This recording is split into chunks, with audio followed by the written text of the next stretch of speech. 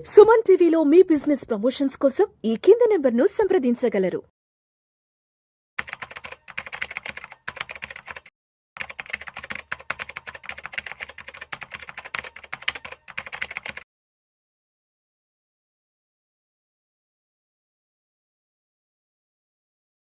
Welcome to Vishnu talks. నేను మీ విష్ణు. ప్రస్తుతం నాతో పాటు AMFI registered mutual fund distributor Bonigala Salman గారు ఉన్నారు. వారితో మాట్లాడదాం. సాల్మన్ గారు నమస్తే సార్. నమస్తే అండి విష్ణు గారు. Welcome to Vishnu talks. Thank you అండి. సాల్మన్ గారు, ఈ వీడియోలో ఎక్స్క్లూజివ్గా అప్పుల గురించి మాట్లాడుకుందాం.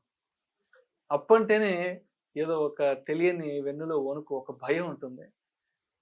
అప్పు అంటేనే నిప్పు లాంటిది. అప్పు జోలికి వెళ్ళామంటే బొగ్గైపోతా ఉంటారు కదా, కాలిపోతారు అప్పు చేస్తే. సో అయితే ఇప్పుడు సాధారణంగా చాలా మంది అప్పులు చేస్తుంటారు. వాళ్ళకున్న బలహీన క్షణంలోనో లేదంటే వాళ్ళకున్న ఆర్థిక అవసరాల కోసం అప్పులు చేస్తుంటారు. పాపం కొంతమంది కట్టలేని పరిస్థితుల్లో రకరకాల ఇబ్బందులు పడుతుంటారు. అప్పులు ఇచ్చిన వాళ్ళ ఇంటి మీదకి వస్తుంటారు. చూస్తుంటాం రెగ్యులర్గా అప్పుల వల్ల ఎన్ని తిప్పలు పడుతుంటారు అనేది. అయితే అప్పు చేసి మరి మంచిగా ఒక క్రమమైన పద్ధతిలో కోటీశ్వర్లు కావడానికి ఏదైనా అవకాశం ఉందంటారా? అప్పుతో కూడా మనం కోటీశ్వర్లు అవ్వడానికి అసలు దానికి ఏదైనా ఒక మార్గం ఉందా? విష్ణు గారు మంచి క్వశ్చన్ అడిగారండి. మనము అప్పుల ద్వారా కూడా ధనవంతులు అవ్వచ్చు అన్న టాపిక్ మీద ఈ ఎపిసోడ్ చేద్దాం. నెక్స్ట్ ఎపిసోడ్లో విపరీతమైన అప్పులుండి విపరీతంగా అప్పులు ఊపులో కూరుకుపోయి అప్పులు తీర్చడం ఎలా అన్నది నెక్స్ట్ ఎపిసోడ్లో మనం సొల్యూషన్ ఇద్దాం. ఇప్పుడు చూడండి విష్ణు గారు, రెగ్యులేటెడ్ అప్పుల గురించి నేను మాట్లాడుతున్నాను. ప్రజలు ఇచ్చే అప్పులు, ఇంట్రెస్ట్లు ఇచ్చే అప్పులు కాకుండా రెగ్యులేటెడ్ అప్పులు. రెగ్యులేటెడ్ అంటే అప్పులు అంటే ఏమిటి? బ్యాంక్స్ లేదంటే NBFCs, non banking finance companies ఇచ్చే అప్పుల గురించి నేను చెప్తున్నాను. ఇప్పుడు అప్పుల్లో రెండు రకాల అప్పులు ఉంటాయి. మంచి అప్పు ఉంటుంది, చెడ్డ అప్పు ఉంటుంది. అవును, ఓకేనా. క్రెడిట్ కార్డు కూడా. క్రెడిట్ కార్డు అంటేనే మనకి క్రెడిట్ అంటే రెండు రకాల అర్థాలు ఉన్నాయి డిక్షనరీలో. ఒకటి పరపతి, క్రెడిట్. విరాట్ కోహ్లీ మ్యాచ్ గెలిపించాడు, క్రెడిట్ అతనిది అంటారు. అంటే అక్కడ ఏంటి? అతని వల్ల గెలిచింది, రేంజ్ పెంచుతుంది. అంటే మన గౌరవించి ఇచ్చేది క్రెడిట్ కార్డు. బ్యాంకింగ్ లో ఇంకొక అర్థం ఉంది, అప్పు. క్రెడిట్ అన్న డెట్ అన్న. క్రెడిట్ అనే పదంలో ఒక రకమైన మంచి ఉంది, ఒక రకమైన భయం. ఇప్పుడు విష్ణు గారినైనా నాకైనా నన్ను గౌరవించి నాకు క్రెడిట్ కార్డు ఇస్తే దాన్ని నేను ఎలా వాడుకుంటాను అన్నది ఇంపార్టెంట్. దేనికోసం వాడుకుంటాను అన్నది ఇంపార్టెంట్. క్రెడిట్ కార్డు మంచిది. నాలో ఆర్థిక పరమైన ఎమోషన్స్ ని కంట్రోల్ చేసుకో విచ్చలవిడిగా నేను ఖర్చు పెట్టి నాకు అవసరం ఉన్నా లేకపోయినా నేను నా తాగతకు మించి ఖర్చు పెట్టి బిల్ పీరియడ్ వచ్చేలోపు, కట్టాల్సిన డేట్ వచ్చేలోపు కట్టకుండా మినిమం కట్టేస్తే నేను అప్పుల ఊబులోకి వెళ్ళిపోతాను. క్రెడిట్ కార్డు మంచిది, నేను దుర్వినియోగం చేశాను. ఆ కార్డుని ఎలా ఉపయోగించుకోవాలన్నది నా చేతిలో ఉంటుంది. అందుకని క్రెడిట్ కార్డు నన్ను గౌరవించి ఇచ్చేది మంచిది. కానీ ఎప్పుడు కూడా నాకు బ్యాంక్లో డబ్బు ఉంచుకొని ఆ 45 రోజుల్లో ఇచ్చిన టైంలో డబ్బు ఉంచుకొని ఎంత కట్టగలను ప్లానింగ్ చేసుకొని నేను చక్కగా వాడుకుంటే మంచిది. అయితే అప్పుల్లో కూడా విష్ణు గారు, క్రెడిట్ కార్డు కాకుండా ఇంకా అప్పుల్లో కూడా కన్జ్యూమర్ లోన్ మంచి అప్పు కాదు. క్రెడిట్ కార్డుల ద్వారా తీసుకొని మినిమం గట్టు ఇంకొకటి దాన్ని ఈఎంఐల కింద కన్వర్ట్ చేసి మంచి అప్పు కాదు. కార్ లోన్ మంచి అప్పు కాదు. ఎందుకంటే మంచి అప్పు కాదంటే, కార్ లోన్ నేను 7 years కట్టేలోపు ఈ కారు వాల్యూ డిప్రిసియేషన్ అయిపోద్ది, నేను కట్టేది ఎక్కువ ఉంటుంది. Compare to car loan, mortgage loan పర్వాలేదు.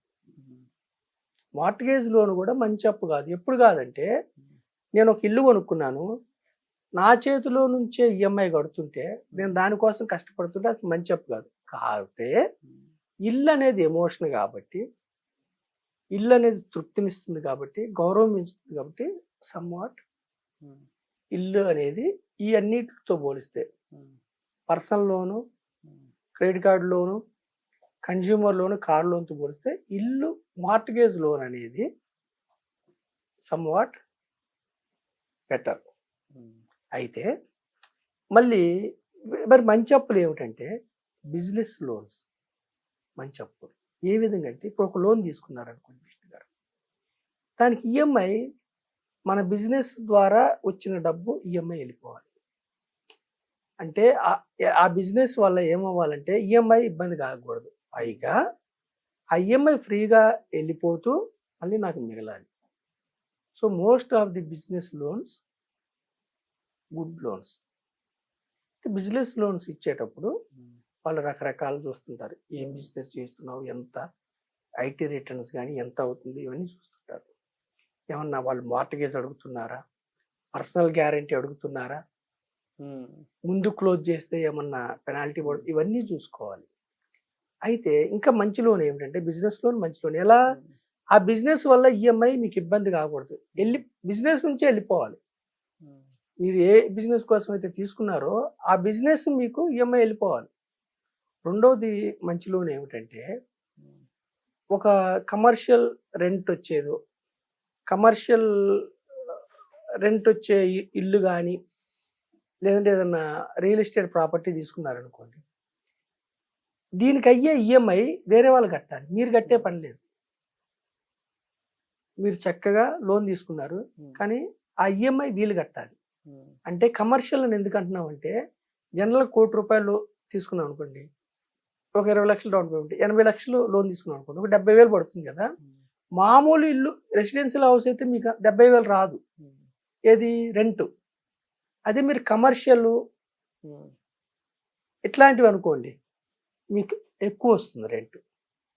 అప్పుడు ఏమవుతుందంటే మన కోసం వేరే వాళ్ళు పనిచేస్తారు, మన లోన్ కోసం వేరే వాళ్ళు పనిచేస్తారు. ఇది మంచి అప్పు. మంచి అప్పు అంటే అర్థం ఏమిటంటే మీరు కట్టే ఈఎంఐ వేరే వాళ్ళు కట్టాలి, మీరు కట్టే ఈఎంఐ బిజినెస్ కట్టాలి, మీరు కట్టే ఈఎంఐ వేరే వాళ్ళు కట్టాలి. మంచి అప్పు. మంచి అప్పు ఇంకొకటి ఏమిటంటే ఉదాహరణ, మంచి అప్పు తీరేలోపు మీ ప్రాపర్టీకి విపరీతమైన విలువ పెరగాలి. సపోజ్ మీరు మళ్ళీ మంచి అప్పుల్లో కూడా పర్సనల్ లోన్ ఉందండి, గ్యారంటీ లేకుండా ఇచ్చేది సమ్వాట్ మీకు మంచి అప్పు. మార్టిగేజ్ చేసుకొని ఇచ్చేది, రేపు మీరు డిఫాల్ట్ అయ్యారనుకోండి బ్యాంక్స్ అవి వేలం వేస్తాయి. సో సాధ్యమైనంత వరకు మీరు పరపతితో క్రెడిట్తో తక్కువ ఇంట్రెస్ట్కి తీసుకొని మీరు ఈఎంఐ తీరిపోయే లోపు మీ యొక్క అసెట్ విపరీతంగా బిల్డ్ అయింది అనుకోండి, అది మంచి అప్పు. ఈఎంఐ మీ చేతిలోంచి డబ్బు వెళ్ళిపోతుంది అనుకోండి, అది మంచి అప్పు కాదు. అంటే లయబిలిటీ ఎక్కువ అయిపోతుంది, మన చేతిలోంచి డబ్బు వెళ్ళిపోతుంది. మన చేతిలోంచి డబ్బు వెళ్ళకుండా ఏ ప్రాపర్టీ కొన్నా, రెంట్కి ఇచ్చే ప్రాపర్టీ కానీ కమర్షియల్ ప్రాపర్టీ కానీ ఈఎంఐ వాళ్ళు కట్టాలి. మనం ప్రాపర్టీ కొంటాము, మన డబ్బులతో కాకుండా బ్యాంక్ డబ్బులతో కొంటాము, కానీ ఈఎంఐ వేరే వాళ్ళు కట్టాలి. రైట్, అది మంచి అప్పు. రైట్. సో మనం ఏం చెప్తున్నామంటే, క్రెడిట్ కార్డులు సమయానికి పే చేయకుండా లగ్జరీస్ కోసం చేసే అప్పులు చెడ్డ అప్పులు. ఎమోషన్స్ కంట్రోల్ చేసుకోకుండా కన్జ్యూమర్ కానీ తర్వాత కార్ లోన్స్ కానీ, కార్లో కూడా హై ఎండ్ కార్లు, ఇల్లు కొన్న తర్వాత డెకరేషన్స్ కోసం లోపల ఇంటీరియర్ కోసం ఎక్కువ ఖర్చు చేయడం, తాగత మించి చేసుకొని ఈఎంఐలు ఊబిలో చిక్కుకొని చేస్తే అవి చెడ్డ అప్పులు అవుతాయి.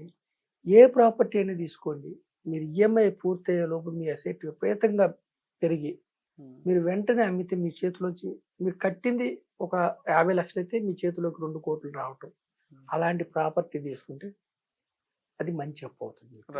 అంటే క్యాష్ ఫ్లోస్ మీ చేతిలోకి రావాలి, అలా ఇన్వెస్ట్ చేయాలి, అది మీకు మంచి అప్పు అవుతుంది. సో మీరు విచక్షణ జ్ఞానంతో మీరు ఎందుకోసం తీసుకుంటున్నారు ఈ అప్పు, దీనివల్ల నా జేబులోంచి డబ్బు పోతుందా, నా జేబులోకి డబ్బు వస్తుందా. ఈవెన్ మార్టిగేజ్ లోన్ కూడా, హౌసింగ్ లోన్ కూడా ఉద్యోగం వచ్చిన వెంటనే మీరు ఏం అసెట్, ఫినాన్షియల్ అసెట్ బిల్డ్ చేసుకోకుండా ఉంటే జీవితాంతం మీరు ఈఎంఐలు కట్టాల్సి వస్తుంది, 20 ఏళ్ళు 25 ఏళ్ళు.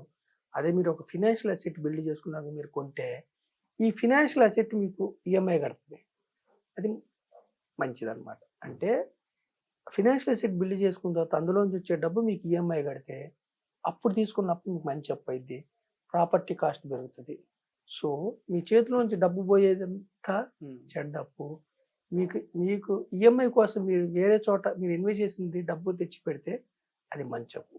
ఈ యొక్క డిఫరెన్స్ని గ్రహించి good debt bad debt difference గమనించి మీరు ఇన్వెస్ట్ చేసుకుంటే, మీరు లోన్లు తీసుకుంటే మీరు అప్పుల ఊబిలో కూరుకోకుండా ధనవంతులు అవడానికి అవకాశం ఉంది.